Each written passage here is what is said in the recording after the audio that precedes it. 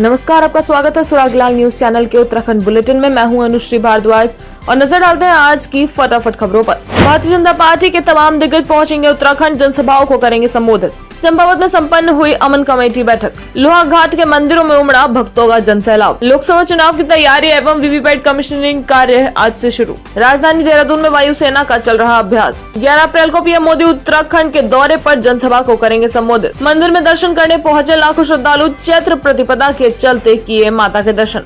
चैत्र नवरात्रि शुरू, मंदिरों में उमड़ा आस्था का सैलाब। जसपुर पहुंचे सैयद शाहनवाज हुसैन, राष्ट्रीय प्रवक्ता भाजपा बोले भाजपा की जीत 400 पार के साथ पक्की। रामनगर स्थित एक मंदिर में बाथरूम में घुसा गुलदार।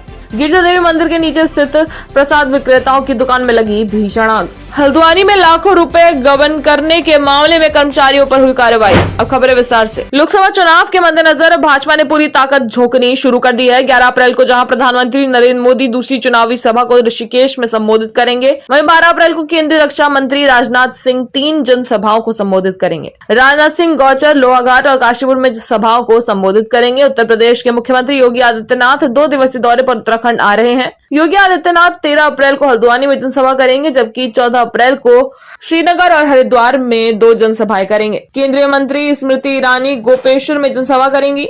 वहीं अनुराग ठाकुर चकराता में जनसभा को संबोधित करेंगे और विकास नगर में रोड शो, जबकि 16 अप्रैल को केंद्रीय गृह मंत्री अमित शाह का कोटद्वार में रोड शो और जनसभा प्रस्तावित है। इस बात की जानकारी बीजेपी के प्रदेश महामंत्री आदित्य कोठारी ने दी है। देहरादून से संवाददाता सुनील राज की रिपोर्ट। लोकसभा चुनाव प्रचार की दृष्टि से देश के यशस्वी प्रधानमंत्री आदरणीय नरेंद्र मोदी जी 11 अप्रैल को ऋषिकेश में आईडीपीएल के मैदान में जनसभा करेंगे। इसके अतिरिक्त रक्षा मंत्री आदरणीय राजनाथ सिंह जी 12 अप्रैल को पहली सभा गौचर में, दूसरी सभा लोहाघाट में और तीसरी जनसभा काशीपुर में करेंगे। 13 अप्रैल को उत्तर प्रदेश के मुख्यमंत्री आदरणीय योगी आदित्यनाथ जी हल्द्वानी में एक जनसभा करेंगे। 14 अप्रैल को गढ़वाल लोकसभा के श्रीनगर में और हरिद्वार लोकसभा के रुड़की में जनसभा करेंगे। स्मृति ईरानी जी केंद्रीय मंत्री वो भी गोपेश्वर में एक जनसभा को संबोधित करेंगे। केंद्रीय मंत्री अनुराग ठाकुर जी 17 अप्रैल को चकराता में जनसभा करेंगे, विकास नगर में रोड शो करेंगे। 16 अप्रैल को गृह मंत्री आदरणीय अमित शाह जी का कोटद्वार में रोड शो और जनसभा प्रस्तावित है। आगामी 11 अप्रैल को ईद को लेकर मंगलवार को सीओ चंपावत वंदना वर्मा ने नगर के दोनों समुदायों के लोगों के साथ बैठक की। साथ ही बैठक में दोनों समुदायों के लोगों के द्वारा सुझाव दिए गए तथा नवरात्रि एवं ईद को शांतिपूर्ण ढंग से मनाने की अपील पुलिस प्रशासन द्वारा की गई।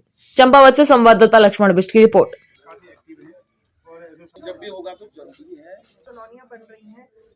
लोहाघाट थाने में हमने यहाँ पर एक इस कमेटी की बैठक करी और इसमें अलग अलग समुदाय से सभी लोग आए थे। यहाँ पर हमने आगामी ईद के त्योहार को देखते हुए कुछ दिशा निर्देश दिए हैं और शांतिपूर्वक ईद का त्योहार मनाने के भी निर्देश दिए हैं। इसी के साथ आज नवरात्रि का भी प्रथम दिवस है, इसको देते हुए मंदिरों में भीड़ है, इसको भी लेकर सुरक्षा व्यवस्था के इंतजामों की समीक्षा की गई और आगामी जो हमारा मतदान दिवस है उसको लेकर भी कुछ हमने दिशा निर्देश इसमें दिए हैं और इसी के तहत आज हमने यहाँ पर एक बैठक करी। मंगलवार से क्षेत्र में चैत्र नवरात्र प्रारंभ हो गए हैं। आपको बता दें, नवरात्र के चलते लोहाघाट क्षेत्र के मंदिरों में भक्तों की बड़ी भीड़ उमड़ पड़ी है।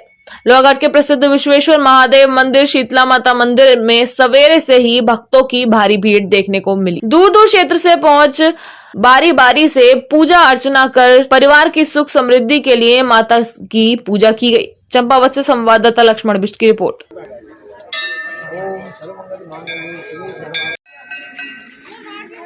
आप सभी को नव संवत्सर प्रतिपदा नववर्ष हिंदू नववर्ष की ढेर सारी हार्दिक शुभकामनाएं।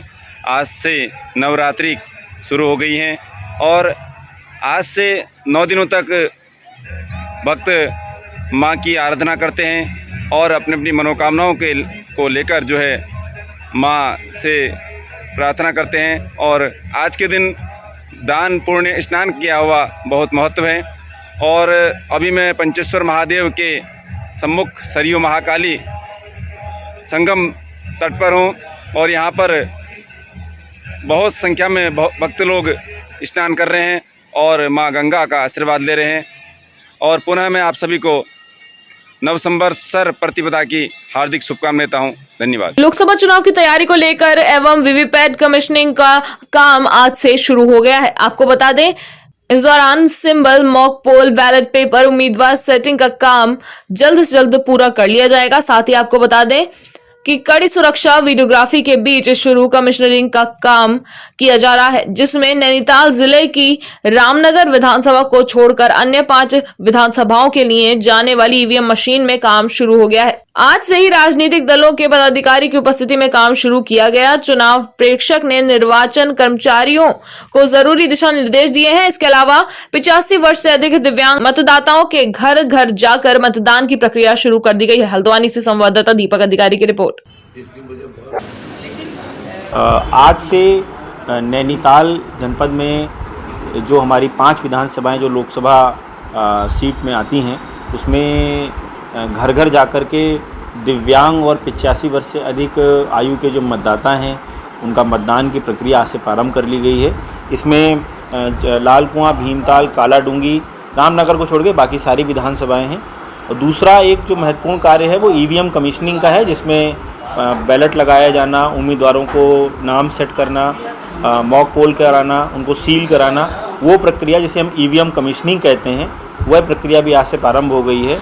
और संपूर्ण प्रक्रिया की, चाहे वो पोस्टल बैलेट की हो, चाहे ईवीएम कमीशनिंग की हो, पूरी जानकारी सभी राजनीतिक दलों के साथ, सभी प्रत्याशियों के साथ शेयर कर दी गई है। और जल्द ही जो ईवीएम कमीशनिंग है उसका कार्य भी वीडियोग्राफी में कराया जा रहा है और उसको जल्दी पूरा भी किया जाएगा। हमारा जो प्रयास है वो जल्द से जल्द इसको पूरा करने का है, लेकिन इसको त्रुटि रहित करना है, कोई एरर ना हो। तो मुझे लगता है कि कम से कम इसमें 1 वीक लग जाएगा। राजधानी देहरादून में सोमवार दोपहर करीब 2 से 3 बजे के बीच एक धमाके जैसे तेज आवाज में इलाके में हड़कंप मचा दिया। आपको बता दें, धमाका थाना प्रेमनगर क्षेत्र में साफ तौर पर सुनाई दिया, जिसके बाद स्थानीय लोगों ने इसकी शिकायत पुलिस कंट्रोल रूम में दी। उसके बाद गंभीरता को समझते हुए एसएसपी देहरादून ने खुद प्रेमनगर थाना क्षेत्र पहुंचकर स्थिति का जायजा लिया और धमाके की आवाज के पीछे की वजह को जानने के लिए कार्य शुरू किया। दरअसल उत्तराखंड के चिन्याली सौद में वायुसेना का युद्ध अभ्यास जारी है, जिसमें वायुसेना के जहाज युद्ध अभ्यास कर रहे हैं। बताया जा रहा है कि देहरादून में जो धमाके जैसी आवाज सुनाई दी थी, वह इन्हीं फाइटर जेट की सुपरसोनिक बूम है। देहरादून से संवाददाता सुनील राज की रिपोर्ट।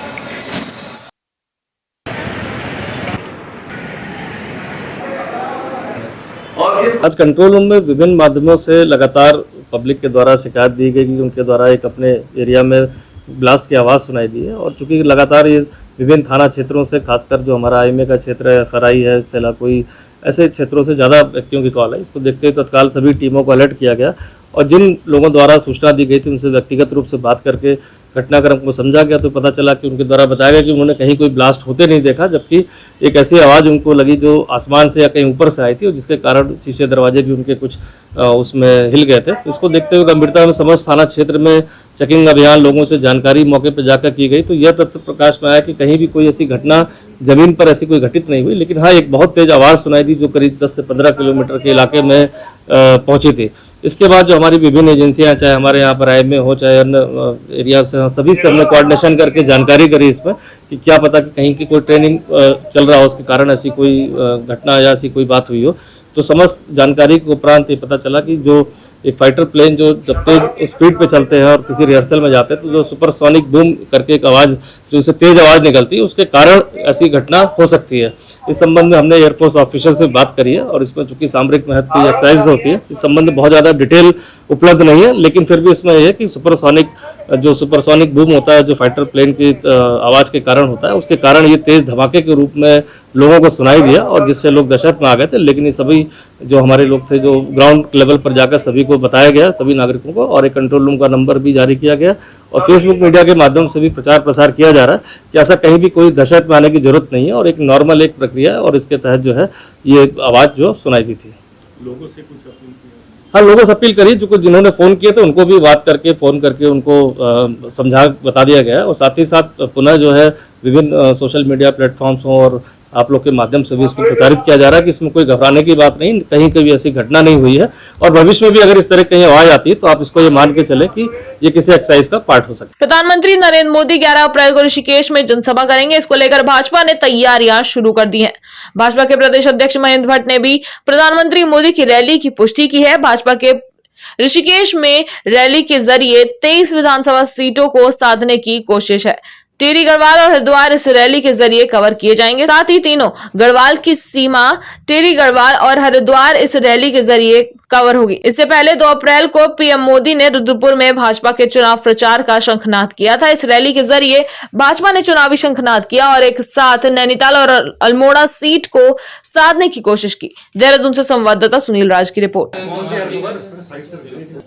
हमारी जो हम तारीख को हमारी 23 विधानसभा केंद्र पड़ रहा है आईडीपीएल ऋषिकेश, तो वहाँ पर हम लोग उनकी सभा कर रहे हैं। कल ही कार्यक्रम प्राप्त हुआ है, उसकी दिशा में पूरी रचना बना दी है। आज भी हम रात्रि में पूरे कार्यक्रम के स्वरूप की दृष्टिकोण से एक हमारी मीटिंग होगी।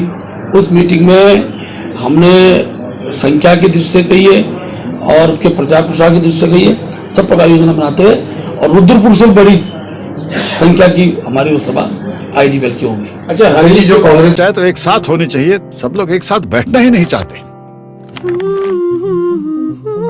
पापा, try this. लो, सब लपक लिए।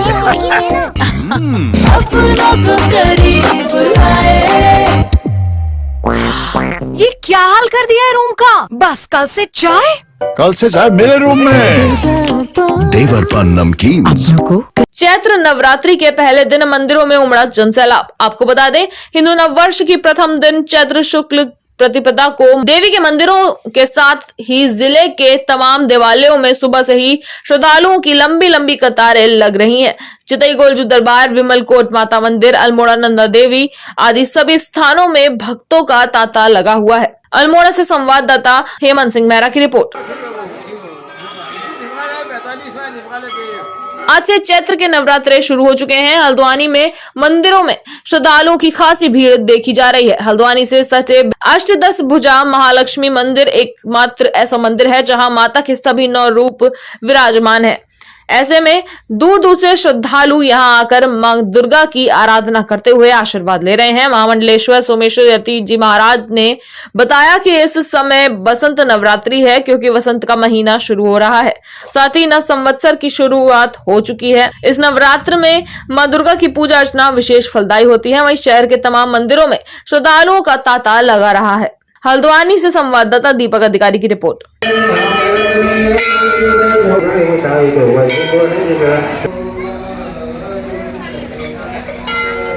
यह हिंदुओं का सबसे बड़ा पर्व है और आज से हम सभी लोगों का नव संवत्सर शुरू होता है। आज के दिन से ही नववर्ष का आरंभ होता है। पिंगल नाम संवत्सर से शुरू हुआ है और नवरात्रि के इस पावन अवसर पर बसंत ऋतु आगमन होता है, इसीलिए इसे बासंती नवरात्रि कहती हैं। इस बासंती नवरात्रि में मां भगवती की आराधना का संपूर्ण फल प्राप्त होता है और इसी बासंती नवरात्रि में भगवान श्री राम का जन्म हुआ था। इसे रामनवमी के रूप में हम लोग मनाएंगे आगे चलकर और यह वर्ष नए संवत्सर सुख समृद्धि प्रदान करेगा और मां भगवती की आराधना से सभी प्रकार की जो हमारे फल है वह प्राप्त होते हैं, क्योंकि भगवती सभी की मनोकामना पूर्ण करती है।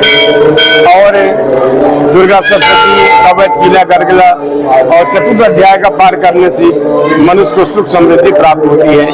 इसलिए प्रत्येक मनुष्य को मां भगवती की आराधना इन 9 दिनों में करना चाहिए और भगवान श्री राम का प्राकट दिवस मनाना है। जैसे जैसे लोकसभा चुनाव नजदीक आ रहे हैं, चुनावी सरगर्मियां और तेज होती दिखाई दे रहे हैं। चुनाव प्रचार भी जोरों शोरों पर है। उसी क्रम में नैनीताल उधम सिंह नगर लोकसभा सीट के भाजपा प्रत्याशी अजय भट्ट के समर्थन में राष्ट्रीय प्रवक्ता सैयद शाहनवाज हुसैन एक जनसभा को संबोधित करने जसपुर स्वागत मंडप पहुंचे, जहां भाजपा कार्यकर्ताओं और अल्पसंख्यक समुदाय के लोगों ने उनका जोरदार स्वागत किया और उनके साथ जिला अध्यक्ष गुंजन सुखीजा, अल्पसंख्यक समुदाय के प्रदेश अध्यक्ष इंतजार हुसैन भी मौजूद रहे। जसपुर से संवाददाता दीपक चौहान की रिपोर्ट। सही वक्त पर इस बार जिस तरह सूरज का उगना तय है, उसी तरह ये बात तय है कि इस बार 400 से ज़्यादा सीट जीतेंगे। और सबसे बड़ी बात ये है कि इस बार भारत के मुसलमानों ने भी तय कर लिया है कि मोदी भाईजान को ही प्रधानमंत्री बनाना। इसलिए इतनी बड़ी तादाद में मुस्लिम समाज के लोग यहाँ सभा में आए, आपने खुद ही कवर किया। और पूरे देश के माइनॉरिटीज़ के लोगों ने भी मन बना लिया है कि मोदी जी को जिताएंगे। आएंगे मोदी, छाएंगे मोदी, जीतेंगे मोदी, देश पर राज करेंगे मोदी। फिर एक बार मोदी सरकार बनेगी। उत्तराखंड की 5 सीट हम जीतेंगे। मैं कल से उत्तराखंड के अंदर हूँ, इतना अच्छा माहौल है, एक तरफा माहौल है। कांग्रेस अपनी सीटों पर जमानत जब्त कराना भी कांग्रेस के लिए मुश्किल होगा। सोमवार की दोपहर रामनगर वन विभाग के अंतर्गत रामनगर हल्द्वानी मार्ग पर स्थित प्रसिद्ध माता बाल सुंदरी मंदिर परिसर में स्थित बाथरूम में एक गुलदार अचानक घुस गया और बाथरूम के अंदर गुलदार के घुसते ही मौके पर मौजूद कुछ लोगों ने उसे देख लिया, जिसके बाद क्षेत्र में हड़कंप मच गया। इसी बीच कुछ लोगों ने साहस दिखाते हुए बाथरूम के दरवाजे को लॉक कर दिया और इसकी सूचना वन विभाग के अधिकारियों को दी। घटना की जानकारी मिलने के बाद एसडीओ पूनम कैंथोला वनकर्मियों के साथ मौके पर पहुंची, जिसके बाद वनकर्मियों द्वारा इस गुलदार को सुरक्षित रेस्क्यू करने की कार्रवाई शुरू की गई। मामले की जांच में एसडीओ ने बताया कि गुलदार की गर्दन पर गहरे घाव के निशान देखने को मिले हैं। उन्होंने बताया कि मौके पर गुलदार की मॉनिटरिंग करने के लिए 4 कैमरा ट्रैप लगाए गए हैं तथा वनकर्मियों की गश्त भी शुरू कर दी गई है। रामनगर से संवाददाता राजीव अग्रवाल की रिपोर्ट।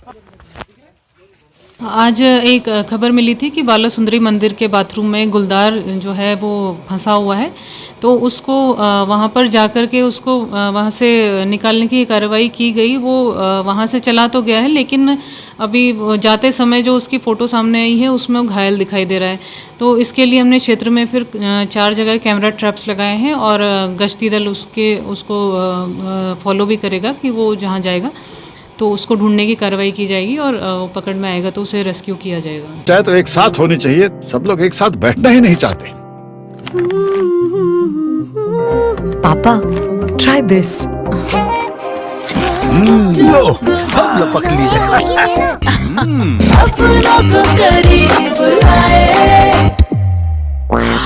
ये क्या हाल कर दिया है रूम का? बस कल से चाय मेरे रूम में।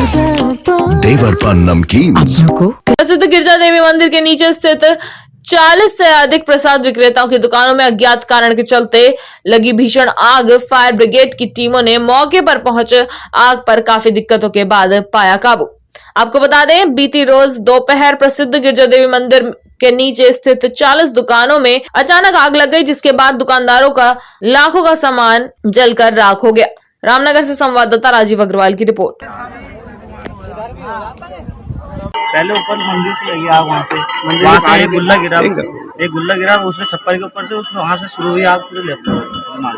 कल के लिए सब पूरा माल भरा था, नवरात्रि चल रहे थे, उसमें माल भरा सब हुआ पूरे दुकान में। पूरे सामान से नवरात्रि स्टार्ट होने वाले थे, पूरा सामान भर रखा था और अचानक से हवा आई। हवा से ज़्यादा मतलब आग जल्दी से आई, मतलब लपट जल्दी आई।